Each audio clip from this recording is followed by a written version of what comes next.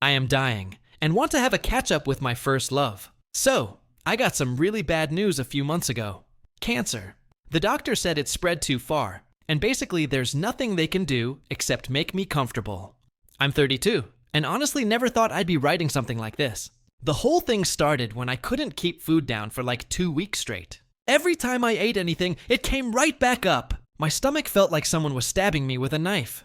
When I finally dragged myself to the doctor, they ran a bunch of tests and then sat me down with that look on their face. You know the one. I've been married to my husband Kyle for 12 years now. He's honestly the best guy ever. We never had kids, which sucks now because I always thought we'd have time for that later. Kyle doesn't know about my ex-boyfriend from when I was 18. In our culture, you don't really talk about past relationships, especially with arranged marriages and all that. But I can't stop thinking about Dev. He was my first everything. First kiss, first love, first heartbreak. We were together for about a year when I was 18 and 19. He wanted to marry me, even asked my parents, but they said no, because his family didn't have money like ours did. They already picked out Kyle for me, whose family owned a bunch of businesses. I remember the day my parents told me I had to stop seeing Dev. I cried for hours in my room. Dev kept calling and texting, saying we could run away together, but I was scared and young and didn't want to disappoint my family, so I married Kyle instead. Dev never got married. He became a professor at the local university, and everyone in town knows him now. He helps kids figure out what they want to study and gets them scholarships. I see his name in the newspaper sometimes when students win awards. Kyle has been amazing through all this cancer stuff.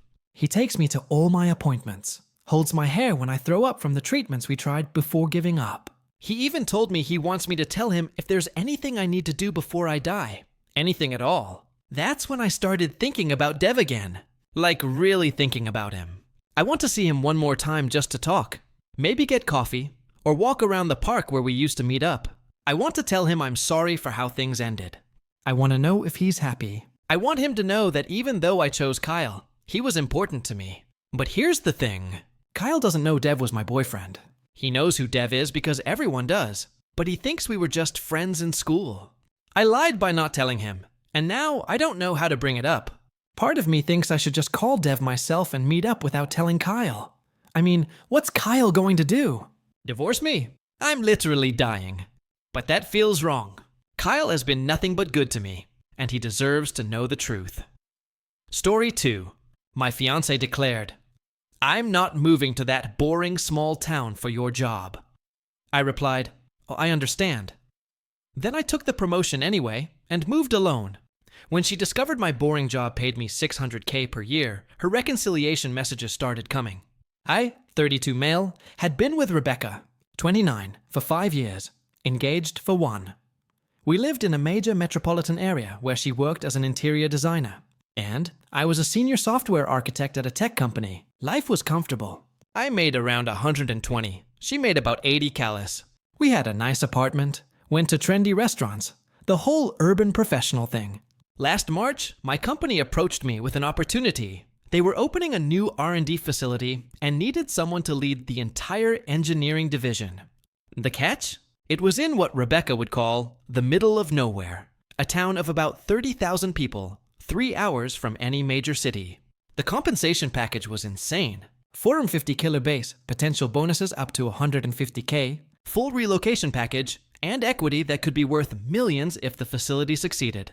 Plus, cost of living there was about 60% lower than where we lived. I came home excited to discuss it with Rebecca. "Babe, I got offered an incredible promotion today." She looked up from her iPad, where she was scrolling through design blogs. "That's great. When do you start?" "We should celebrate." "Well, there's something we need to talk about. It's in Millbrook." Her face scrunched up. "Where?" "It's a smaller town about 3 hours north, but the opportunity is." "Wait, you're joking, right? You want us to move to some random town?" "Rebecca, this is division head. It's a massive career jump." She laughed.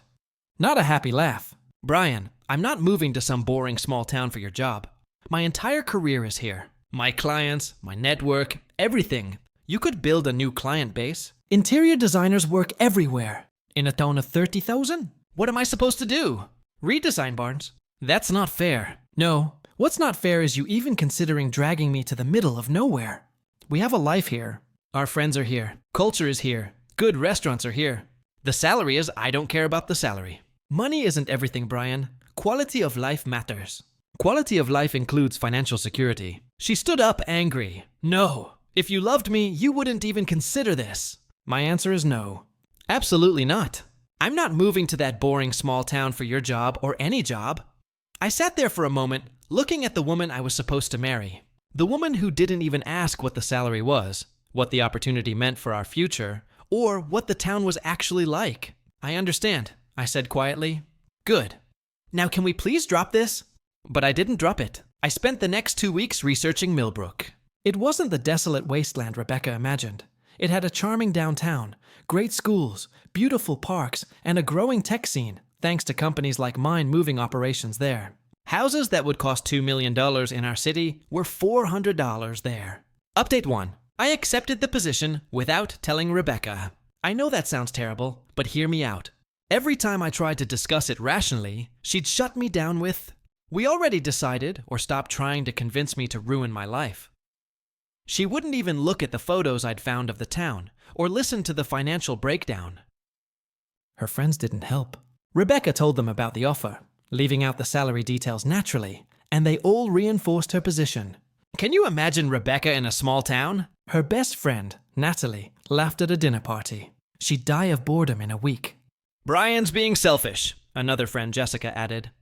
Expecting you to give up everything for his career. It's honestly toxic masculinity. I'm sitting right here, I pointed out. Well, it's true, Jessica shrugged. In this day and age, expecting a woman to follow a man anywhere is archaic. But expecting a man to turn down a life-changing opportunity is fine. I asked. It's not life-changing if it ruins your life, Rebecca said, kissing my cheek like I was a child who didn't understand basic concepts. That night, I made my decision. I called my boss the next morning and accepted. The company gave me 6 weeks to transition and relocate. I started quietly preparing. Opened a new bank account for the relocation bonus and higher salary. Started looking at houses in Millbrook. Began the paperwork for the move. 3 weeks in, Rebecca noticed I was distant. What's wrong with you lately? She asked over dinner. Just work stuff. Well, stop moping. It's annoying. That's when I knew I was making the right choice. Update 2. 2 weeks before my move date, I told Rebecca. We need to talk, I said on a Sunday morning. If this is about that small town thing again. I accepted the job. I'm moving to Millbrook in 2 weeks. She stared at me, then laughed. Very funny. I'm serious. I've already found a house to rent. The movers come next Monday. The color drained from her face. You can't be serious. We're engaged. And you made it clear that your life here is more important than our future together. That's not what I said. You said you wouldn't move for my job or any job. You wouldn't even discuss it because there's nothing to discuss, Brian. You're throwing away everything we built for some job. It's not just some job. It's running an entire division. It's a career-defining opportunity. I don't care if they made you CEO. I'm not moving. I know. That's why I'm going alone. She stood up, shaking. You're choosing a job over me. You chose your lifestyle over us. I'm just accepting that choice. If you leave, we're over. I know you're really going to throw away 5 years for money. I almost told her about the $600 total compensation then. Almost. But I realized it wouldn't matter. She'd made her decision without even asking about the money. She didn't care about our financial future, only about maintaining her current lifestyle. It's not about money. It's about respect. You didn't even consider my opportunity. You just declared your decision and expected me to fall in line because I thought you loved me. I do love you, but I also love myself enough not to sacrifice my entire future because you think small towns are boring. Update 3. The next 2 weeks were hell. Rebecca cycled through every emotion possible. First, anger. She threw my clothes out of our closet, told all our friends I was abandoning her, posted cryptic messages on social media about narcissistic men who only care about money. Then bargaining. What if you commute?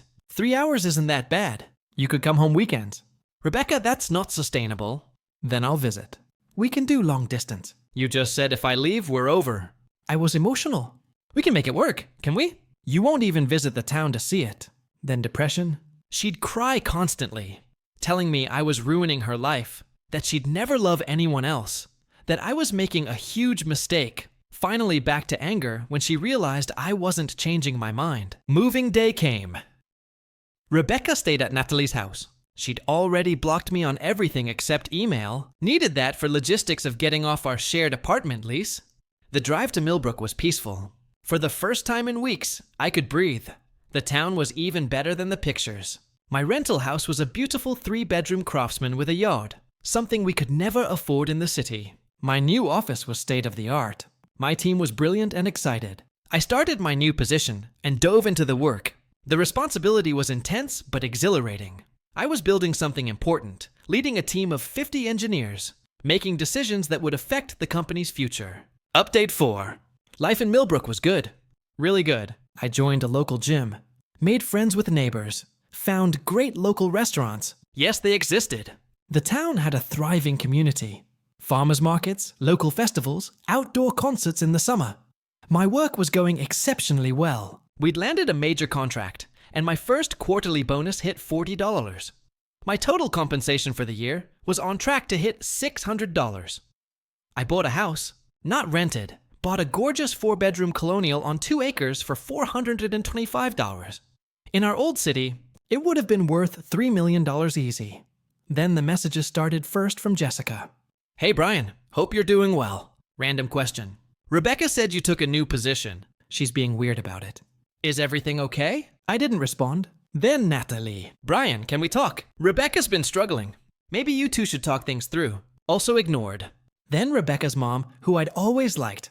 Brian, honey, I don't understand what happened. Rebecca says you chose your career over her. That doesn't sound like you. I did respond to her. Hi, Margaret. Rebecca decided she wouldn't even consider moving for my career advancement. I respected her choice and made mine. I hope she's well, Margaret wrote back. She didn't tell me it was a career advancement. She said it was a lateral move to nowhere. I didn't correct her. Wasn't my job to manage Rebecca's narrative. Update 5. The dam broke when I posted a photo on LinkedIn. It was from our division's launch party for a new product. Just a professional photo of me with my team captioned, "Proud to lead this incredible engineering division as we launch Project Phoenix. Amazing. What we've accomplished in just 6 months at our Millbrook facility." My LinkedIn exploded. Former colleagues congratulating me. Industry connections reaching out. And then Rebecca's email. Division head. When were you going to tell me you were a division head? I didn't respond. 2 hours later. Brian, please, I just saw the announcement. Your company's website says the division head position, the salary range. Is this real? Still didn't respond. The emails kept coming. I looked up the house you bought. It's beautiful. Jessica drove through Millbrook last week. She said, it's actually really nice. I made a mistake. Please talk to me. I love you. I'm sorry. We can work this out. Then Natalie started, Brian, Rebecca just told us about your actual position. We had no idea. She made it sound like you were taking some random job in the middle of nowhere. Hey, I owe you an apology. Rebecca wasn't honest about your opportunity. Division head is incredible. Congratulations. Even some of Rebecca's male colleagues reached out, having seen the LinkedIn post and connected the dots about why we'd split. But the best message came from Rebecca's dad, who I'd barely heard from during our relationship. Brian, my wife told me what happened. I run a small construction company, so I understand business decisions. You made the right call, son. Don't look back. P.S. Rebecca didn't know I was reaching out. She also didn't know I knew about your promotion. Margaret and I are disappointed in how she handled this. Update 6. When I didn't respond to Rebecca's emails, she escalated. First, she tried going through my family. My mom called Brian. Rebecca called me crying. She says she made a terrible mistake. She made a choice, Mom. So did I, but she wants to work it out. There's nothing to work out. She made it crystal clear that her life was more important than my accepted that people make mistakes. Mom, she didn't make a mistake. She made a decision. She's only regretting it now because she found out how much money I'm making. How much are you making including bonuses? About 600. Silence then. Oh my. And she didn't know. She didn't ask. Didn't care. Said money wasn't everything. I see. Well, you know, I always thought she was a bit materialistic. Now you tell me, Rebecca tried flying to Millbrook. Yeah, she actually showed up. I was at a coffee shop downtown on a Saturday when she walked in. She looked different. Designer clothes replaced with jeans and a simple sweater, like she was trying to look small-town appropriate. Hi, Brian. Rebecca, how did you find me? Your neighbor told me you come here on Saturdays. You talk to my neighbors. I had to. You wouldn't answer my emails because we have nothing to discuss. We have everything to discuss. Brian, I love you. I made a mistake. You didn't make a mistake. You made it very clear that moving here would ruin your life. Direct quote. I didn't know. Didn't know how much money I'd make? What the town was like. You didn't know because you didn't care to ask.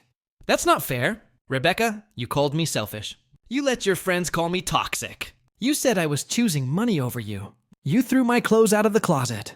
I was upset, and now you're here because you found out I'm making $600. That's not why. Really? Then why didn't you come 3 months ago? 6 months ago? I needed time to think. You needed time to find out what you walked away from. There's a difference. She started crying. Real tears, not the manipulative kind. Brian, please. I see it now.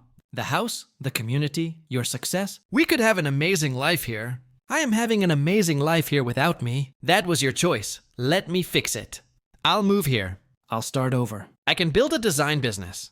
There are wealthy people here who need designers, right? I researched it. There's actually demand.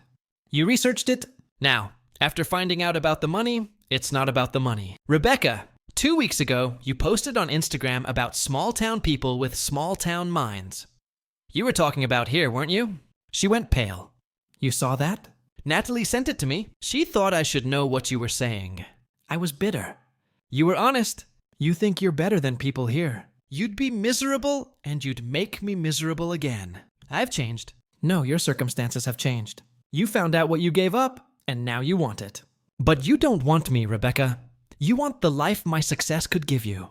Update 7. When emotional manipulation didn't work, Rebecca went legal. I got a letter from a lawyer claiming I owed Rebecca compensation for financial damages incurred due to relationship dissolution under false pretenses. Their argument. I had deliberately concealed the true nature of my job opportunity, causing her to make a decision without full information, resulting in financial and emotional damages.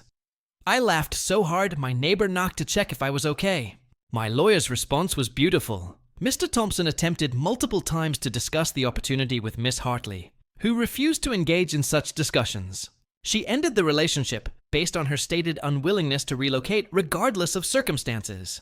Mr. Thompson's subsequent success does not constitute false pretenses. No damages are owed. Rebecca then tried a different angle. She claimed we had a verbal agreement about shared future assets since we were engaged, that I had broken a contract by accepting the job without her consent. My lawyer shut that down too, with the added note that Rebecca had explicitly stated the relationship would be over if I took the job, thereby nullifying any implied agreements. Then came the social media campaign. Rebecca started posting about financial abuse in relationships and how withholding financial information is a form of manipulation. She never named me directly, but mutual friends knew. It backfired spectacularly. One of her ex-colleagues commented, "Didn't you refuse to even discuss the job with him?" Another wrote, "Girl, you literally said you didn't care about the money."